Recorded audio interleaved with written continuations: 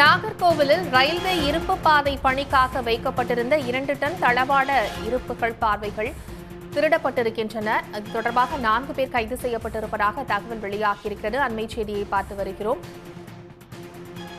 நாகர்கோவிலில் 2 ton railway தளவாடங்கள் திருடப்பட்டிருக்கிறது. கூடுதல் விவரங்களை செய்தியாளர் கோகுலிடம் கேட்கலாம். கோகுல், கூடுதல் விவரங்களை பதிவு செய்யுங்க. வணக்கம்.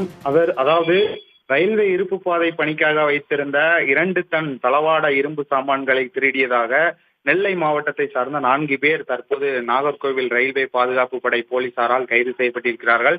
அதாவது கன்னியாகுமரி மாவட்டம் மட்டுமல்லாது நெல்லை அருகே இருக்கக்கூடிய செங்குளம் ரயில் நிலையம் அருகே நாகர்கோவில் ரயில்வே பாதுகாப்பு படை போலீசாரினுடைய கட்டுப்பாட்டில் இருக்கிறது.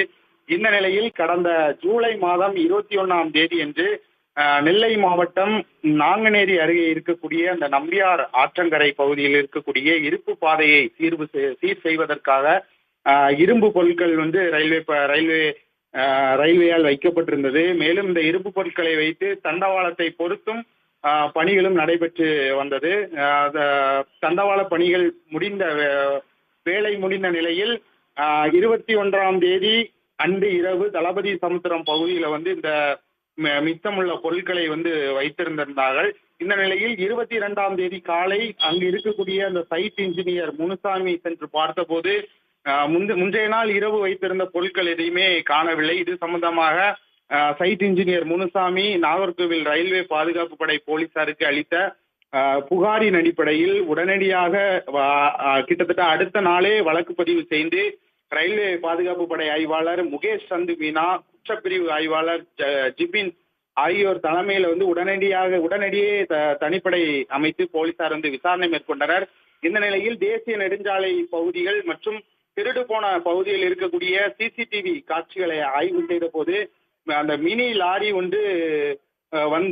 இந்த இரும்பு பொருட்களை ஏற்றுவது தெரிய வந்தது. இது தொடர்பாக தீவிர விசாரணை மேற்கொண்ட நிலையில் 2 டன் தளவாட பொருட்களை திருடியதாக நாங்குநேரியை சேர்ந்த மாரிதாஸ் மற்றும் அஜித், மேலும் திருநெல்வேலி பகுதியை சேர்ந்த இருதயராஜ் ஆகியோரை கைது செய்தனர். இவர்களிடம் போலீசார் நடத்திய கிடுக்குப்பிடி விசாரணையில் திருடு போன பொருட்களை ஏமகுளம் பகுதியை சேர்ந்த மாற்றுத்திறனாளி செந்தில்குமார் என்பவரிடம் விற்பனை செய்தது தெரிய வந்தது. இதனையடுத்து போலீசார் செந்தில்குமாரையும் கைது செய்து இந்த வழக்கில் தொடர்புடைய 4 பேரையும் தற்போது நாகர்கோவில் ரயில்வே காவல் நிலையம் அழைத்து விசாரணை மேற்கொண்டு வருகின்றனர். தற்போது அவர்களிடமிருந்து பறிமுதல் செய்யப்பட்ட 2 டன் எடையுள்ள ரயில்வே சாமான்களையுமே கைப்பற்றப்பட்டிருக்கின்றன. மேலும் கடத்தலுக்கு உறுதுணையாக இருந்த 4 பேரையும் கடத்தலுக்கு பயன்படுத்தப்பட்ட மினி லாரியுமே தற்போது கைப்பற்றியிருக்கின்றனர். தகவல்களுக்கு நன்றி கோகுல்.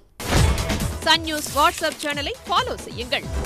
QR கோடை ஸ்கேன் செய்து சன் நியூஸோடு இணைந்திருங்கள்.